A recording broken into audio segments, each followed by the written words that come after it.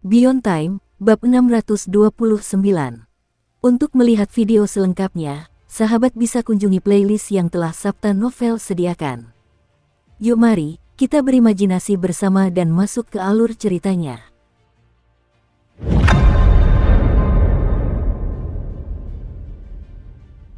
Pegunungan Bitter Life. Akibat menyebarnya cahaya darah di cakrawala dan kembalinya bulan merah yang sudah dekat, pikiran jahat di hati semua makhluk hidup kehilangan kendali dan meletus. Akibatnya, kekacauan terjadi di mana-mana dan pembunuhan menjadi hal yang biasa. Hanya di gunung di tepi pegunungan kehidupan pahit terdapat sebuah kota kecil dari tanah, semuanya seperti biasa dan hangat. Orang-orang di sini semuanya tersenyum dan tidak menunjukkan permusuhan satu sama lain. Mereka dipenuhi dengan persahabatan. Separuh penduduk kota bumi ini adalah bawahan murid Liu Fei. Karena mereka merasakan cinta yang besar dari sang pewaris, mereka rela tinggal di sini. Separuh kultivator lainnya datang dari luar selama periode waktu ini. Sebelum para pendatang ini memasuki kota bumi ini, hati mereka dipenuhi dengan kegilaan. Setelah masuk, mereka merasakan kehangatan tempat ini. Karena itu, mereka menyingkirkan pikiran jahat mereka dan merangkul keindahannya. Suasana hangat di sini mengingatkan pada atmosfer saat ayah masih hidup. Suasana ini menyatukan kegembiraan dan keharmonisan di antara berbagai ras. Saat berjalan di jalanan yang ramai, sang pewaris menghela napas penuh emosi.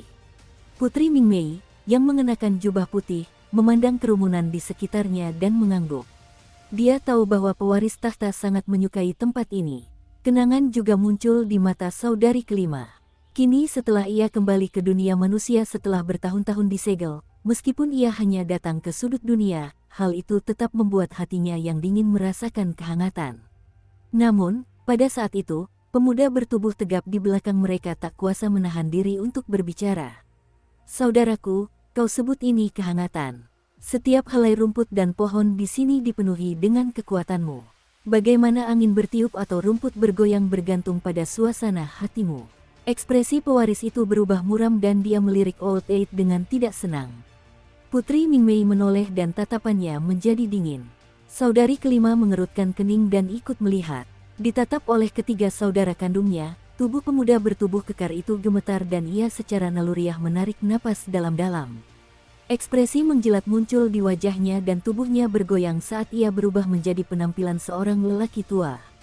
Tempat yang bagus sekali, sangat hangat, aku sangat menyukainya. Sang pewaris terus berjalan maju tanpa menunjukkan ekspresi apapun. Putri Mingmei dan saudari kelima mengalihkan pandangan mereka. Old Eight menghela napas lega.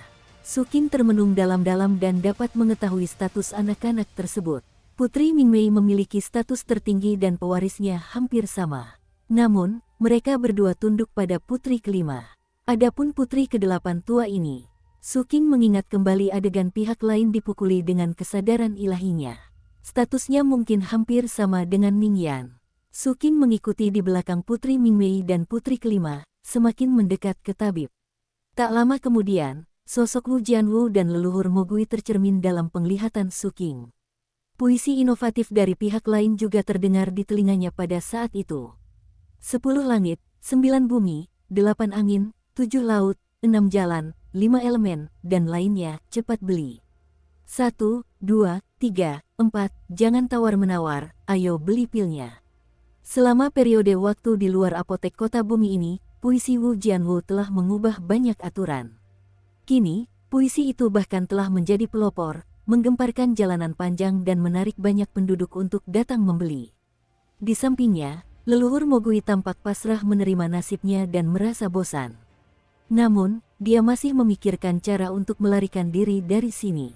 Dia sangat berhati-hati, jadi dia tidak bertindak gegabah beberapa hari ini dan telah melakukan pengamatan. Sekarang, dia sudah mendapatkan beberapa ide.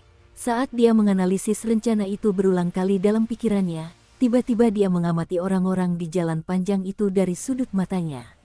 Dia secara naluriah gemetar dan menunjukkan ekspresi menjilat. Tepat ketika dia hendak meniru Wu Jianwu dan mengulang puisi itu, pada saat berikutnya. Dia melihat dua wanita tua berpakaian hitam dan putih di samping ahli waris itu. Saat melihat wanita tua berjubah putih itu, pikiran leluhur Mogui bergejolak. Akumulasi jiwa lainnya. Tubuhnya gemetar dan hatinya dipenuhi rasa tak percaya.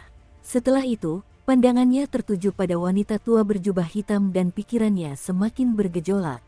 Ini juga merupakan akumulasi jiwa. Leluhur Mogui menatap kosong ke arah pria tua jangkung dan kekar di belakangnya. Lain, napas leluhur Mogui terhenti sejenak.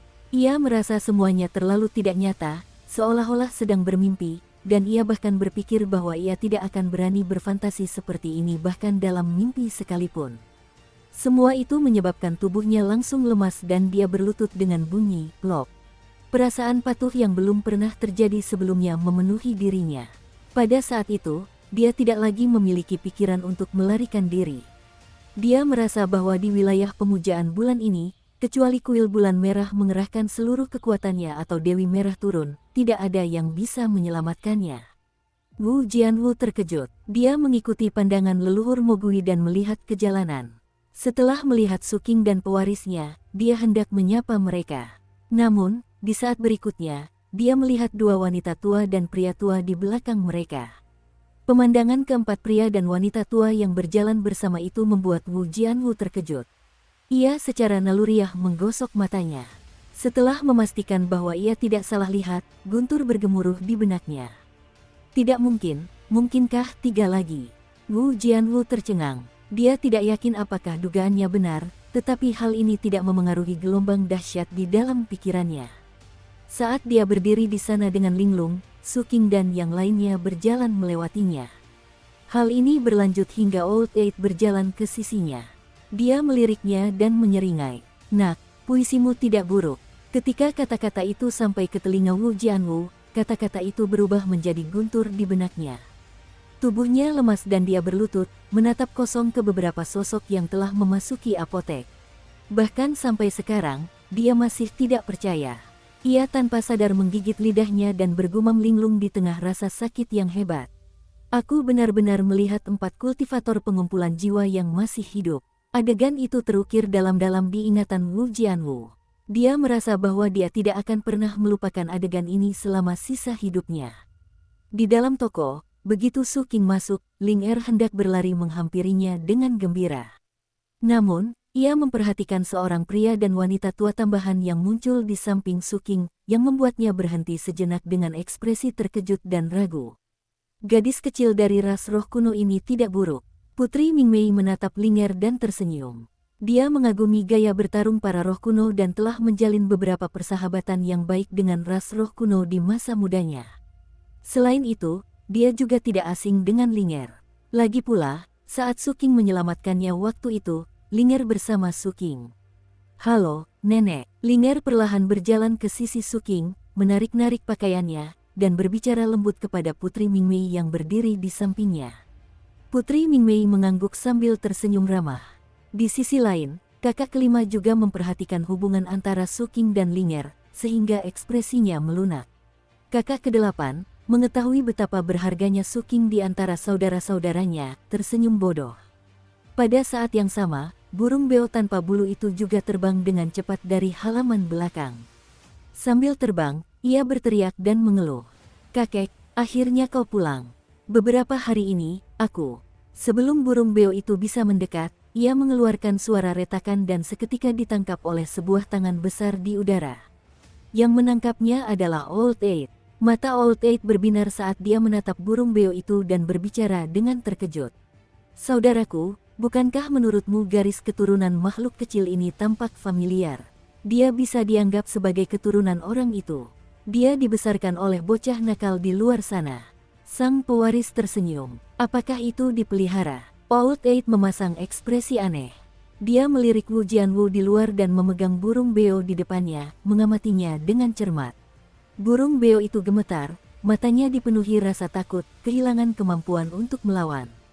Ia merasa bahwa lelaki tua di depannya sangat menakutkan, seperti tungku raksasa yang menyala hebat.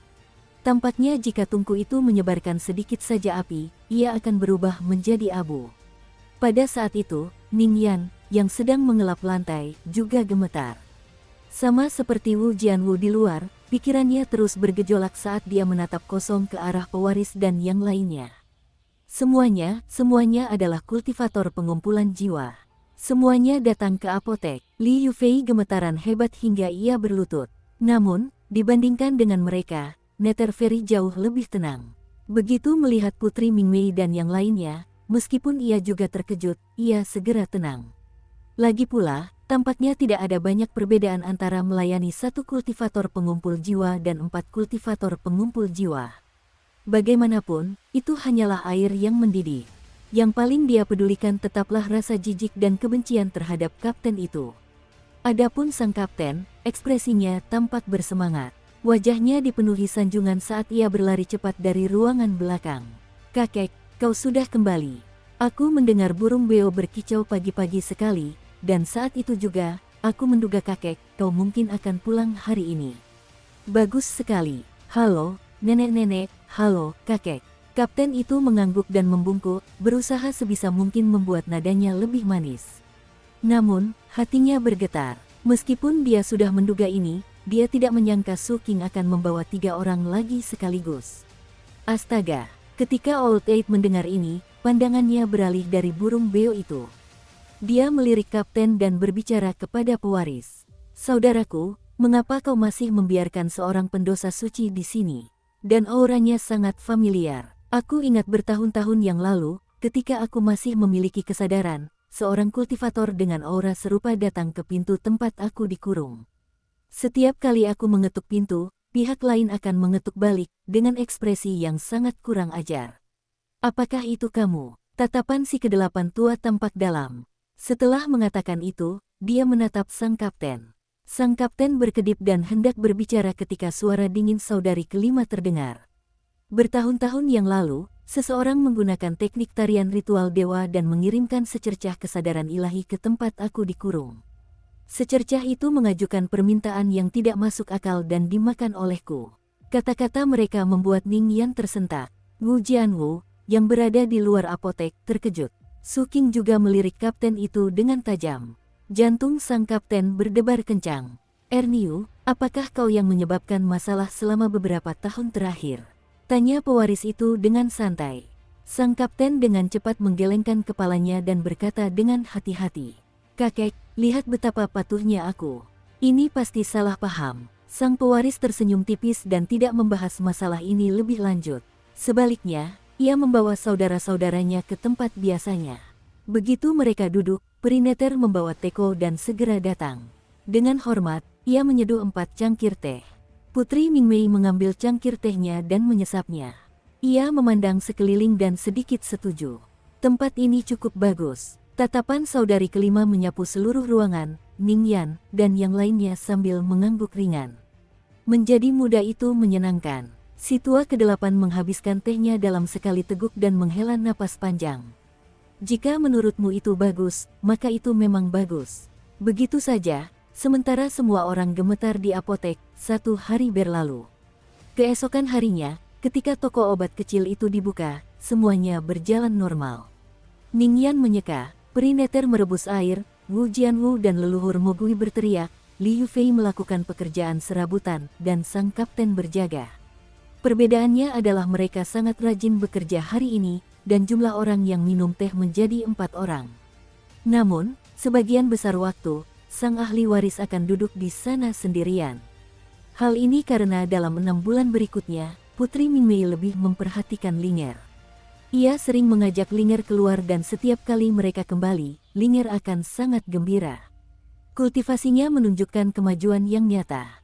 Kandang ayam di halaman belakang menarik perhatian kakak kelima. Dia tampaknya sangat menyukai anak-anak ayam kecil itu dan mengambil alih pekerjaan Ning Yan memberi makan mereka. Adapun si tua ke-8, setelah berinteraksi dengan semua orang, dia menjadi cukup penasaran dengan Chen Erniu. Kapten juga berusaha sebaik mungkin untuk mengambil hati Chen Erniu. Karena itu, yang tua dan yang muda biasanya mengobrol dengan gembira. Adapun Su King, dia sudah beradaptasi dengan beratnya matahari. Ketika dia hampir tidak tahan lagi mengenakan topi di kepalanya, sang pewaris memberikan rencana kultivasi baru. Dukung terus channel YouTube Sabta Novel. Berbeda dengan sebelumnya, Putri Mingmei juga hadir kali ini. Su King, Dao Surgawimu, Gunung Akumulasi Jiwa, dan jiwa-jiwa yang baru lahir di penjara sangatlah istimewa. Tunggu sampai kau mencapai terobosan dalam kultivasimu, lalu kau bisa merenungkannya lagi. Ada juga botol waktu dan cahaya pagi yang terbentuk dari jatuhnya matahari. Saudari ketigaku lebih cocok untuk membimbingmu dalam hal itu daripada aku. Pada saat itu, sang pewaris menatap adik perempuannya yang ketiga. Suking duduk berhadapan dengan pewaris tahta dan mendengarkan dengan saksama. Dia tidak terkejut bahwa pewaris tahta telah mengetahui semua rahasia yang telah dibangunnya. Pada saat itu, dia juga menatap Putri Mingmei. Botol waktu adalah benda mistis milik keluarga kekaisaran dan aku tidak tahu asal-usulnya, tetapi botol ini memang mengandung teknik waktu. Namun, teknik ini bukanlah sesuatu yang dapat dipelajari. Kau perlu sering merenungkannya dan menanamkannya di dalam hatimu. Misteri waktu sangat mendalam, dan jalan setiap orang unik. Tatapan Putri Mingmei melintas di depan Suking. Tubuh Suking menegang. Dia merasa seolah-olah semuanya telah terbongkar. Lentera kehidupanmu sudah berada di jalur dawa waktu. Kau hanya perlu terus berjalan. Agar kau dapat mengumpulkan lentera kehidupanmu sendiri tanpa memiliki garis keturunan seperti kami, hal ini bukanlah sesuatu yang sederhana. Aku percaya inilah juga alasan mengapa putra mahkota sangat menghargaimu. Sang pewaris tersenyum ketika mendengar hal ini. Sayang sekali, dengan kemampuan kita saat ini, kita tidak bisa membuka tempat tersegel Old Nin secara diam-diam. Jika Old Nin dibebaskan, jurus api ilahi lentera kehidupannya pasti sangat cocok untuk anak ini. Saudari ketiga mengangguk dan melanjutkan berbicara. Adapun cahaya pagi, cahaya ini langka dan saya belum mempelajarinya.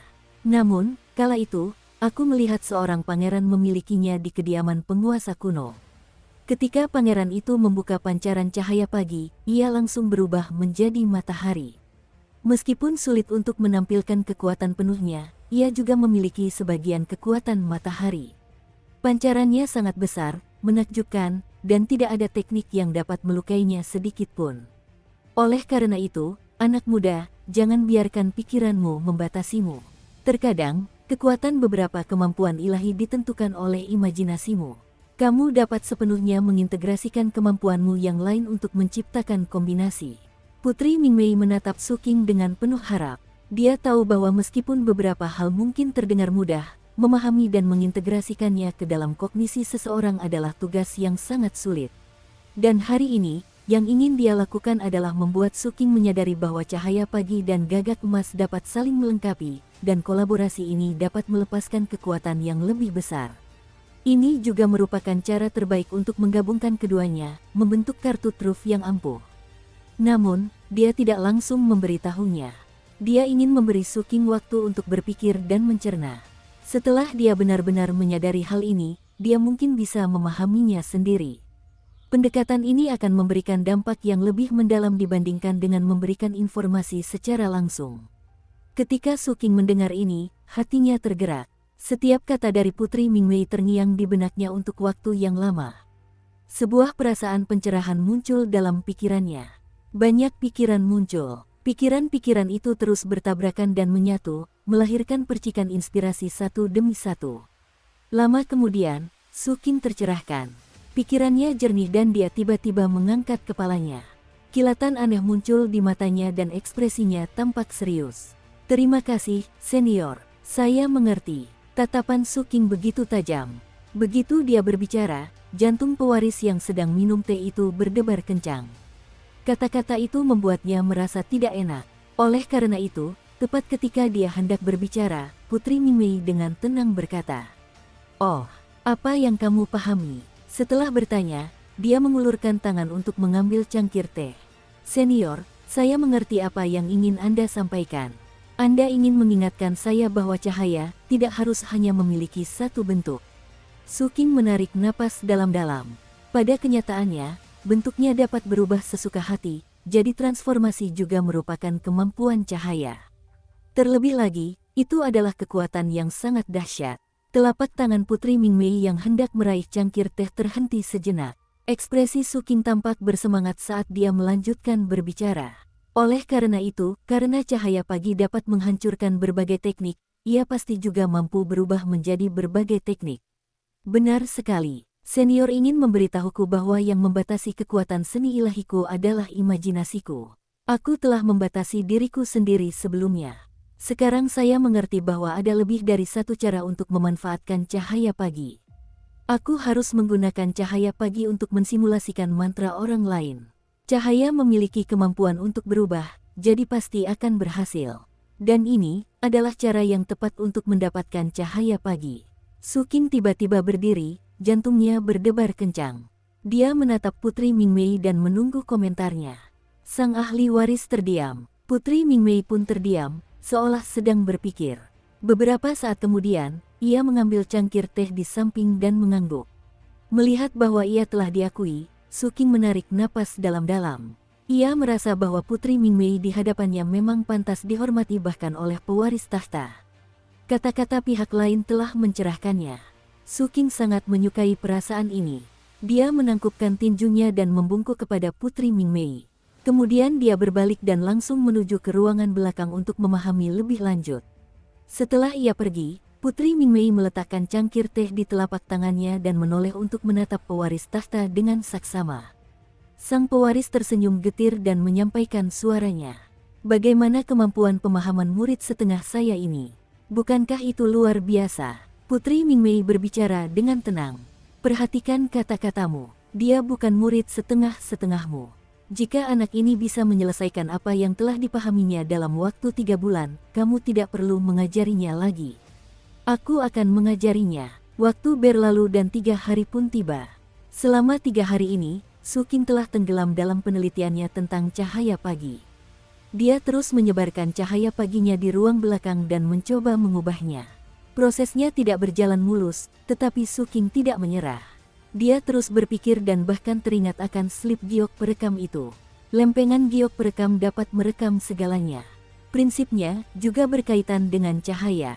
Juga, ketika kakak sulung membubuhkan sidik telapak tangan pada kulit manusia di pecahan dunia itu, prinsip di baliknya juga menggunakan konvergensi cahaya. Mendengar hal itu, Su Qing menghela napas takjub. Senior Mingmei memang seorang ahli. Bimbingannya sangat tepat, dan aku bodoh karena tidak memikirkan cahaya pagi saat itu. Jika aku ingin menggunakan cahaya pagi untuk simulasi, hal pertama yang kubutuhkan adalah seorang pembawa pesan. Su Qing terdiam. Hal pertama yang terlintas di benaknya adalah gulungan giok itu. Karena itu, dia mengeluarkannya dan mempelajarinya. Malam itu, ketika Su Qing memperoleh beberapa wawasan dari penelitiannya, sang kapten diam-diam datang mencarinya dengan ekspresi misterius. Qing kecil, kita akan melakukan sesuatu yang besar sebentar lagi. Su Qing menatap kapten itu. Segera, dia tahu bahwa tujuan kapten datang ke pegunungan kehidupan pahit adalah untuk melakukan sesuatu yang besar. Namun, Su Qing tidak mengetahui detail spesifiknya. Qing kecil, waktu untuk acara besar kita di pegunungan kehidupan pahit akan segera tiba. Ketika kita melihat ke cakrawala dan melihat bukan hanya cahaya darah tetapi juga bintang bulan merah, itulah hari kita akan berangkat. Saya telah melakukan beberapa perhitungan selama beberapa hari terakhir, dan itu akan segera tiba. Masalah besar kita kali ini berbeda dari masa lalu. Sang kapten tampak angkuh. Ia berjongkok di depan Su Qing dan berbisik. Dulu, kami melakukannya secara diam-diam lalu kabur dengan cepat. Kami berhati-hati agar masuk dan keluar tanpa meninggalkan jejak, tapi kali ini, kami akan membiarkan semua makhluk hidup di wilayah pemujaan bulan melihat kami. Sang kapten tampak bangga. Anda bisa menganggap peristiwa besar ini sebagai sebuah sandiwara yang sedang kita pentaskan di atas panggung. Semua makhluk hidup di wilayah pemujaan bulan akan melihatnya dengan mata kepala mereka sendiri. Kali ini, Jian-Jian besar, Ning-Ning kecil, dan Ling'er juga harus ikut serta. Kita semua akan bergerak. Sayang sekali, saya sudah berkomunikasi dengan para tetua beberapa hari ini, meminta mereka untuk ikut bersama kami. Dengan begitu, kita bisa menghindari banyak masalah, tetapi mereka tidak mau. Pada titik ini, sang kapten yang memulai. Selain memberitahu Anda bahwa kami akan melakukan sesuatu yang besar, saya ingin meminta Anda untuk membujuk mereka. Su Qing ragu-ragu dan hendak menyampaikan sesuatu ketika dengusan dingin sang pewaris terdengar di benaknya. Tidak akan pergi. Su Qing menatap kapten dan menjawab dengan serius. Kakak tertua, menurutku jika kita ingin berkembang, kita harus lebih mengendalikan diri. Sang kapten berkedip dan Su Qing mengangguk. Baiklah. Sang kapten bergumul sejenak dalam hatinya dan akhirnya pergi dengan tak berdaya. 3 hari setelah kepergiannya, setiap larut malam, ratapan sang kapten akan bergema dari kamar Wu Jianwu. Bahkan ada suatu hari ketika Ning Yan dipanggil. Su Qing tidak tahu apa yang sedang dilakukan kapten itu. Setiap pagi, Wu Jianwu akan keluar dengan wajah pucat, tampak sangat kelelahan. Sedangkan Ning Yan, setelah sekali pergi, wajahnya sama pucatnya keesokan harinya. Linger penasaran dan bertanya. Wu Jianwu tetap diam dan Ning Yan menghela nafas. Tidak apa-apa, tidak apa-apa. Ini bukan pertama kalinya. Linger menjadi semakin penasaran. Namun, ratapan ini hanya berlangsung selama 3 hari. Ketika sang kapten muncul kembali, ekspresinya sama pucatnya. Ia menatap kesal pada pewaris dan yang lainnya yang sedang minum teh, lalu pergi ke ruang belakang untuk mencari Su Qing. Qing kecil, kali ini kita akan mengandalkan diri sendiri. Aku sudah menyiapkan peralatannya. Pinjamkan aku roh artefakmu selanjutnya. Sang kapten terengah-engah dan tekad terpancar di matanya. Apa masalah besarnya kali ini? Su Qing mengalihkan pikirannya dari gulungan giok itu. Dia melambaikan tangannya dan mengeluarkan tulang ikan, lalu melemparkannya ke kapten. Berakting, sang kapten menerimanya dan leluhur sekte berlian sedikit gemetar. Dia adalah roh artefak. Aku ingat pernah mendengar dia mengatakan bahwa dia akrab dengan buku-buku di masa lalu. Kalau begitu, dia pasti sangat berpengalaman dalam membuat plot cerita. Aku akan memintanya untuk merumuskan naskah untukku. Setelah itu, kita akan membutuhkan beberapa pakaian kuno. Ini merepotkan. Pakaian pada masa pemerintahan Raja kuno sebagian besar sangat indah, dan bahannya juga berharga, tapi tidak apa-apa, aku yakin si pantat besar diam-diam menyimpan cukup banyak. Berbicara soal masalah utama, sang kapten sangat bersemangat. Qing kecil, peristiwa besar ini jelas berbeda dari sebelumnya.